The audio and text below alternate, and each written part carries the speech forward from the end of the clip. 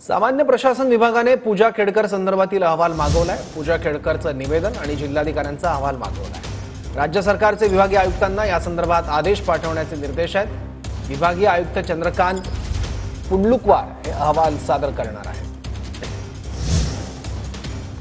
पूजा खेडकरच्या कुटुंबियांच्या अडचणीत वाढ होण्याची शक्यता आहे। मुळशी तालुक्याचे तहसीलदार पूजा खेडकरच्या वडिलांना नोटीस बजावणार आहेत। दिलीप खेडकरांकडे बेकायदेशीर माती उत्खननाच्या 67 लाखांची थकबाकी आहे। 2021 पासूनची 67 लाख रुपयांच्या रॉयल्टीची थकबाकी आहे।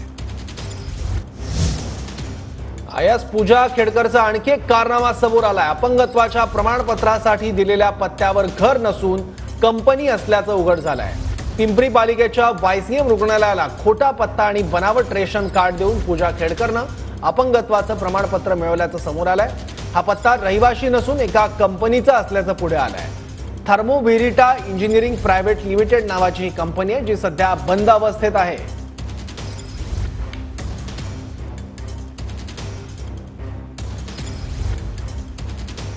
दिव्यांग प्रमाणपत्रासाठी दिलेल्या पत्त्यावर घर नसून बंद पडलेली एक कंपनी आहे। याच कंपनीचा पत्ता घर म्हणून पूजा खेडकरने अपंगत्व दिव्यांग प्रमाणपत्रासाठी दिलेला होता।